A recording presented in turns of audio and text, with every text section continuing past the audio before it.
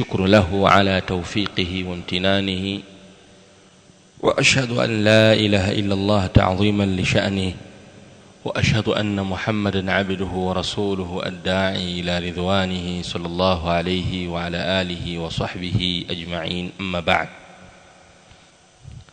leo hii ni katika masiku ambayo Muislamu hujitahidi kuchuma mema katika siku hii ya leo, bimaana yaumul jumaa. Inasemwa kwamba ni siku ya Eid katika wiki, kwamba hii ni siku katika masiku za sikukuu yanayopatikana kwenye kila wiki, bimaana ni siku ambayo ndani yake pana furaha. Watu hufurahikia fadhila mbalimbali za Allah subhanahu wa ta'ala. Wayuqalu, na inasemwa pia siku hii yaumul jumaa ndiyo siku ambayo yauma taqumu saa, ndiyo siku ambayo kiyama kitasimama, na haijulikani kwamba ni Ijumaa ipi, ya tarehe ngapi, ya wiki ipi, au ya mwezi upi, au ya mwaka upi. Nasema hivyo ya kwamba hii ni siku katika masiku ambayo Allah ameandaa kwamba yaumul qiyama, siku ya watu kusimama mbele ya Mola wao, itakuwa ni siku hii ya Ijumaa. Lakini pia vile vile inatajwa ndiyo siku ambayo khalaqa Allahu tabaraka wa taala Adam alayhi salam, ndiyo siku ambayo Allah alimuumba Nabiyullah Adam alayhi salam biyadihi, kwa mikono yake alimuumba Adam siku ya Ijumaa. Hivyo basi, kwa haya machache katika mambo ya muhimu yaliyomo ndani ya siku ya Ijumaa, imekuwa ni siku bora katika wiki. Wanakusanyikana Waislamu ndani ya siku hii jamian, kwa pamoja, waliokuwa wametofautiana kwa muda mrefu, wanakutanishwa na ibada ya salatul jumaa, na wakihutubiwa chini ya khatibu mmoja, na wakiondoka kila mmoja na shughuli zake. Imekuwa hii ni siku bora sana. Kwa ubora wa siku hii yametajwa baadhi ya mambo, ahkam, hukumu mbalimbali zimetajwa katika kuliendea zuri la siku hii. Miongoni mwa hukumu mbalimbali zinazofungamana na siku ya Ijumaa ni almashyu ila salah, kitendo cha kutembea ule wakati salatul ghadati, swala ile ya asubuhi, kitendo cha kutembea kwenda msikitini. Pamoja na kwamba hii amali ni ya kila siku, lakini leo hii siku ya Ijumaa inaingia pia katika amali hiyo. Mtume wetu sallallahu alayhi wa alihi wasallam atufundisha, bashiril mashyaina fi dhulami, wapeni bishara njema wanaotembea asubuhi kwenye giza, bin nuri tammi yawmal qiyama, watapata nuru iliyotimia siku ya kiyama. Almashyauna fi dhulami, wanaotembea kwenye giza totoro wakienda msikitini, wapeni bishara njema ya kwamba siku ya kiyama watakuwa na nuru iliyotimia. Tunafahamu ya kwamba yaumul qiyama patakuwa pana mazingira ya giza kwa kafaratun makufari wal munafiqin na wanafiki, wale waumini ambao watajikusuru kutembea kwa ajili ya kuielekea salatul fajiri. Moja ya kheri watakazozipata yaumul qiyama ni kupewa bishara ya kuwa na nuru iliyotimia na kukamilika. Yauma tara almu'minina walmu'minati yas'a nuruhum baina aydihim wa biaymanihim. Siku ya kiyama utawaona waumini, Allah subhanahu anasema katika suratul Hadid, utawaona waumini wa kweli, yas'a nuruhum baina aydihim wa biaymanihim, inatoka kwa wingi na kwa haraka na kung'aa kwa haraka sana nuru yao katika mikono yao, bimaana viwiliwili vyao vitakuwa vinang'ara. Lakini wakati huo huo wanafiki watakapokuwa wanaiona ile nuru kwa waumini, watasema undhuruna naqtabisu min nurikum, tusubirini basi na sisi tuweze kuchota na kuchukua katika nuru yenu. Qila rji'u wara'akum faltamisu nura, patasema rudieni huko duniani mkaitafute nuru, huko ndo kuna kutafutwa nuru. Qila rji'u wara'akum faltamisu nura, patasema enyi wanafiki, rudini huko duniani, wara'akum, nyuma yenu huko duniani huko mkaitafute nuru. Uwanja wa kutafuta nuru ni huu, sehemu ambayo nuru inatafutwa ni hii. Katika kantara au katika sirati, pale mapito ya sirati pale patakopa na giza totoro kubwa sana. Waumini waliomcha Mola wao na waliojikusuru kutembea katika matendo yao, walijikusuru kutembea kuja asubuhi kwenye salawati, basi pale watakapokuwa wanapita kwenye ile sirati, lile giza lile lililopo pale, wao watakuwa wanang'ara, wananyiritika kisawasawa. Wanafiki kwao giza limetanda, hawana nuru yoyote, watawaambia undhuruna naqtabisu min nurikum, hebu tungojeeni na sisi tuweze kuchota na kuchukua katika nuru yenu, iweze kutusaidia sisi katika kupata mwangaza wa kupita. Patatokewa kusemwa qila rji'u wara'akum faltamisu nura.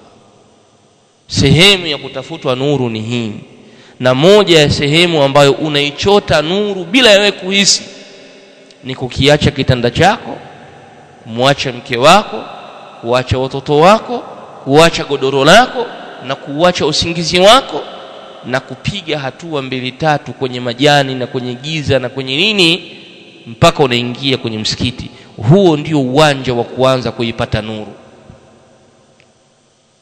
Na sehemu nyingine ambayo nuru inapatikana ni isbaghul wudhu'i, ni pale ambapo mtu anapoishi na udhu mara kwa mara. Ni moja ya chanzo cha wewe kuwa na nuru yaumul qiyama, kama ilivyokuja fi sahihain hadithi au athari ya Abu Huraira radhiyallahu anhu.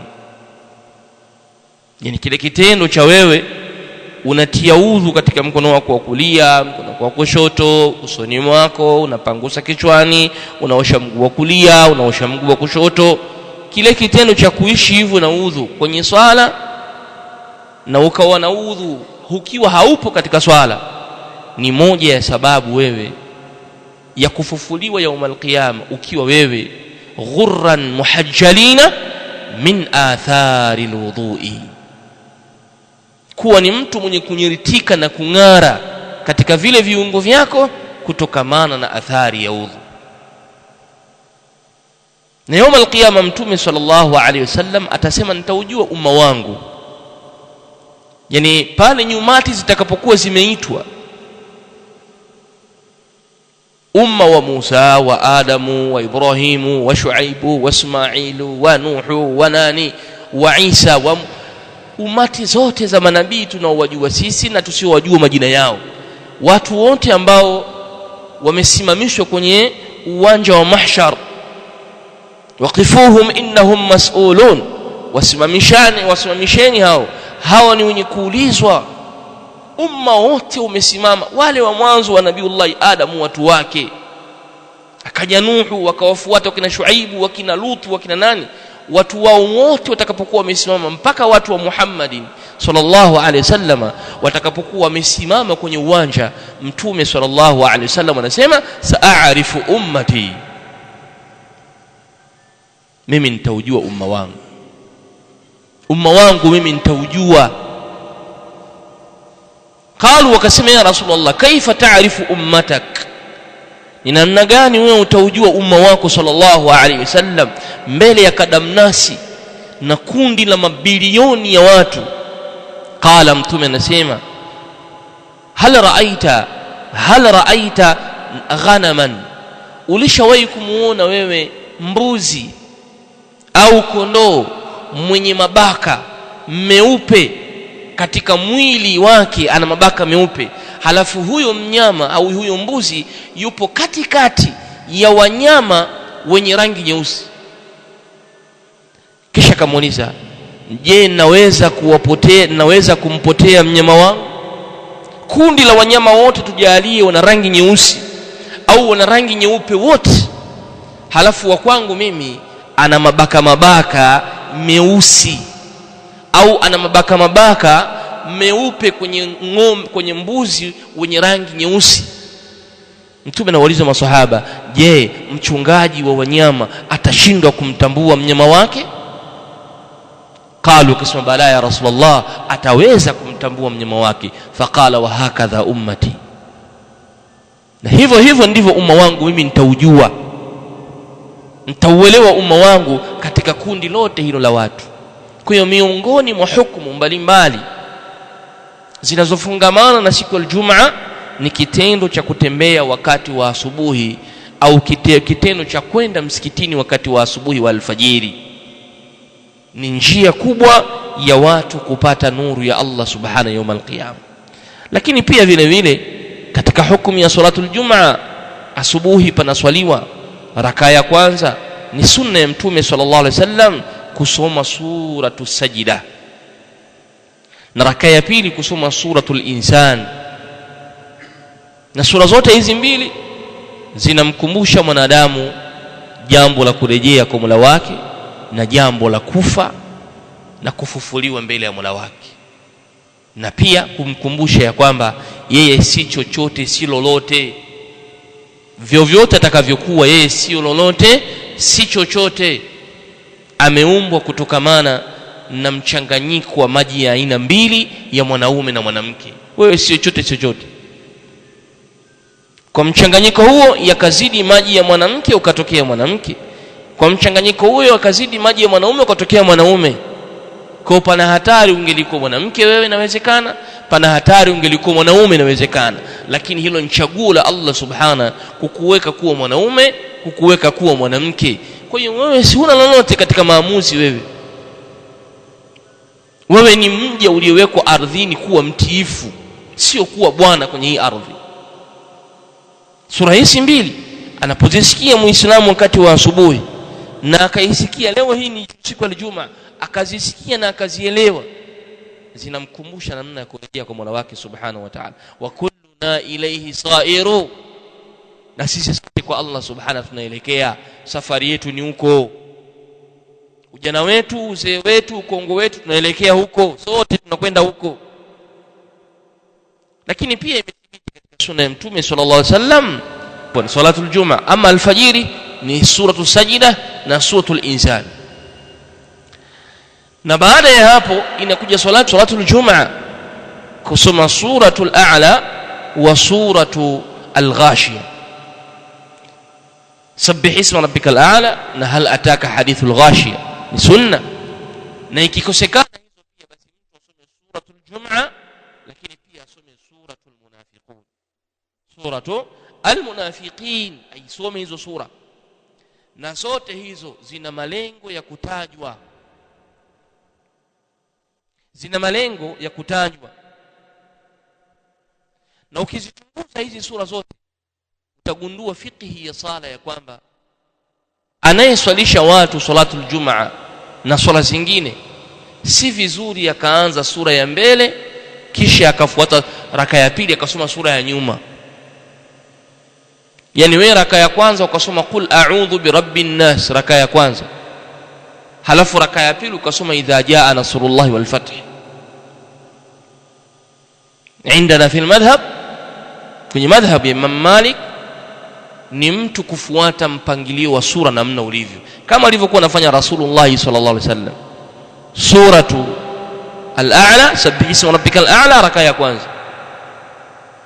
Raka ya pili suratul Ghashiyah nyuma yake. Kwa sura ya kwanza inakuwa ya mbele, sura ya pili inakuwa ya nyuma.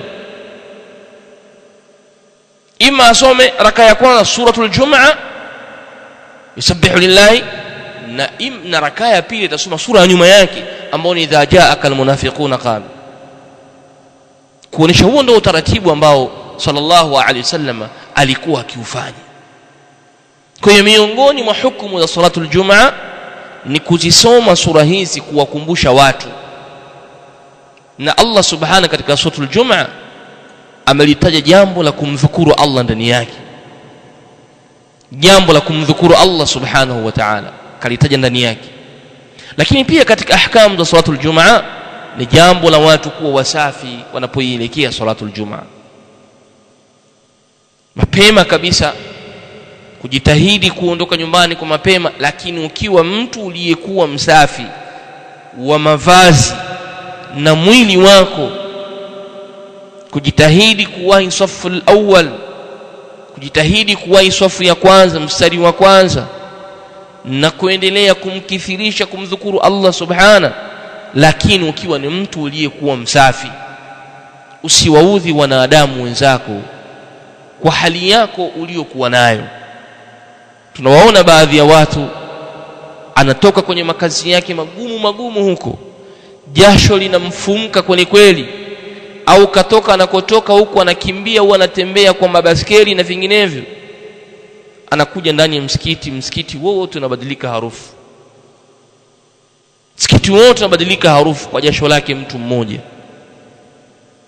Ni vyema kuyachunga haya.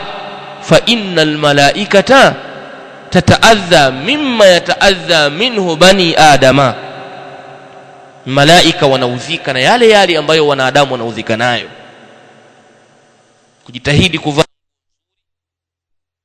uweze kunukia, uingie katika msikiti hali ya kuwa ukiwa ni msafi wa nguo nyeupe yenye kupendeza zaidi. Na si vibaya pia ukavaa nguo zingine, ukajiepusha na nguo zenye michoro, nguo zenye maandishi ambayo yatakayowashawishi watu, nguo zenye mapicha ya mgongoni, kifuani. Kujiepusha na manguo ya namna hiyo. Ingia katika msikiti ukiwa umevaa kanzu yako pana, vaa suruali iliyokuwa pana. Ingia katika ibada ukiwa mutmainnan, mwenye utulizano. Hii ni katika hukumu miongoni mwa hukumu za salatul Jumu'ah. Lakini pia vile vile kuisoma suratul Kahfi imethibiti katika baadhi ya riwaya kwamba salatul Jumu'ah au siku ya Ijumaa inapendeza watu kuisoma suratul Kahfi. Siku ya Ijumaa kuisoma suratul Kahfi asubuhi, ambayo ukimtaja wewe kwa kumswalia kama hivi unapata thawabu. Ukimtaja ukisema Allahumma salli ala Muhammadin ya rabbi salli alayhi wa sallim, neno hili tu wewe unapata thawabu kwa mara 10, kwa mara moja, alafu yeye anakuswalia mara 10. Kwa nini neema hii ukimbie? Kwa nini mdomo wako uwe mbali na kumtaja Muhammadin sallallahu alaihi wasallam? Kwa nini ulimi wako uwe mzito kumtaja? Kwa nini ulimi wako uwe mzito kumswalia alayhi salatu wasalam? Punguza ya huku, zidisha ya huku. Acha ya huku, fanya haya. Ni salama kwako wewe. Hakika waliokithirisha kumswalia mtume sallallahu alaihi wasallam, kama anavyotaja Imam Ibn Abi Dunya, waliomtaja mtume alayhi salatu wasalam kwa wingi, kuna matukio mengi yamewapitikia kwenye maisha yao. Matukio ya mafanikio, sio ya hasara, ya mafanikio, kwa kukithirisha kumswalia mtume alayhi salatu wasalam. Usiliache hili katika siku ya Ijumaa. Lakini pia katika hukumu ya salatul Jumu'ah, aliyeingia katika msikiti na hali ya kuwa khatibu anatoa hutuba, ajichunge na mambo mbalimbali. Indana fil madhhab, anayeingia msikitini na hali ya kuwa khatibu anatoa hutuba akae chini. Kwetu sisi anayeingia msikitini na hali ya kuwa khatibu anatoa hutuba anatakikana akae chini asikize hutuba.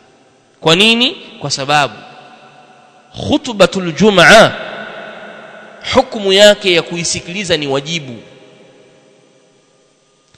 na hukumu ya kuswali swala qablia ya msikitini ni sunna. Wajibu na sunna ni madaraja mawili yenye kutofautiana, moja ni la juu sana na lingine ni la chini.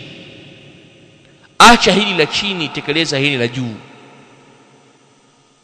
Kumsikiliza khatibu anavotoa khutbatul jumaa ni wajibun, ni lazima umsikilize.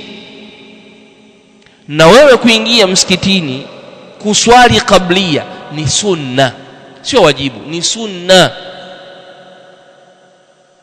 Acha sunna, tekeleza wajibu. Indana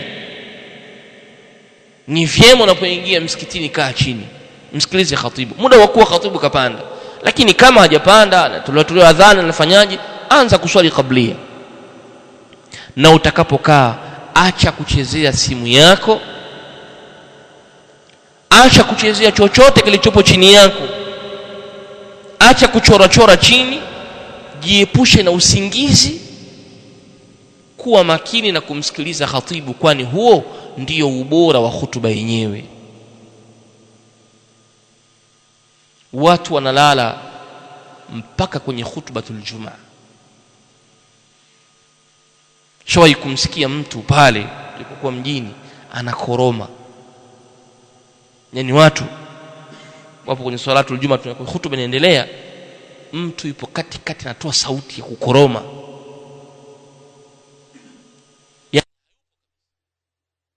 Sisi indana fil madhhab, aliyelala udhu wako umechanguka, hata kama kasinzia kiasi cha kwamba kama simu ilikuwa hivi hivi kaanguka hivi, udhu hauna. Yani mpaka kinachozungumzwa hakiingia akilini, haukielewi, haukijui, katoa kakaa chini, hajakaa, we huelewi, hakuona, usingizi umelala kabisa. Amka ukatie udhu, amka ukatie udhu. Uo umekaa kwa kuyakalia makalio chini ukayabana, au umekaa kwa upande, au umekaa juu ya kiti, vyovyote ukavokaa, muda wa kuwa kalamu imekudondoka, muda wa kuwa mkono umefanywa hivi, we haupo. Khatibu amekaa hutuba ya kwanza, amenyanyuka, wewe huna, wewe umelala, wewe umelala wewe. Amka, nenda ukatie tena udhu. Lakini watu hawaamki, amelala na anajiamini kwamba amesikia hiyo hutuba mwanzo mwisho na anaielewa, hali ya kuwa kuna matukio mengi yamefanyika na yeye hajui. Udhu wako umechanguka. Kwa jiepushe na mambo kama haya. Na ndio maana huwa tunashauri sisi wakati mwingine kama talabatul ilm, mtu ambaye anajiona amechoka sana siku ya Ijumaa, basi yawahi kuanzia saa 4 pale, lala wewe mpaka saa 5 saa 6 pale kasoro, amka kaoge, usingizi ushaumaliza. Usiingie kwenye salatul Jumaa na hali ya kuwa unalala. Nimalizie kusema, lau msikiti huu kafungwa, msikiti wote uliopo kafungwa, waumini wako ndani, tukafunga madirisha, tukafunga milango, tukawasha mataa, tukawasha feni na vinginevyo, tukasema hivi, atakayeweza kukaa humu ndani mpaka magharibi, kukaa tu asisinzie, kuna milioni 5, pana milioni 5. Wewe kwa akili yako haraka haraka hapo ulipo, kuna atakayelala? Wewe kwa akili yako kuna atakayelala? Na ukikaa kwanza asubuhi pale, hata kama chai utaletewa, bana chukua chai mnywe, chakula cha mchana mkaitoa, bana haya ugali wenu hapo mle mkala, lakini tu sharti usifunge lala, yani usifunge lala, usifunge jicho, toa macho hivi yote. Kama utasoma Qur'ani, kama utatembea tembea huko ndani, kama sio utafanyaje fanyaje, utarukaruka kamba huko ndani, utajua mwenyewe, lakini usilale. Ikifika magharibi tu, ambaye hakulala anapewa milioni 5. Kwa haya maisha tulionayo haya, hakuna atakayelala. Watu wote watakodoa macho hivi, kashiba lakini hatolala.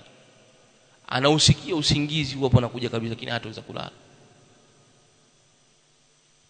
Sasa mimi nakuuliza swali jepesi, kwa huu mfano tu mdogo,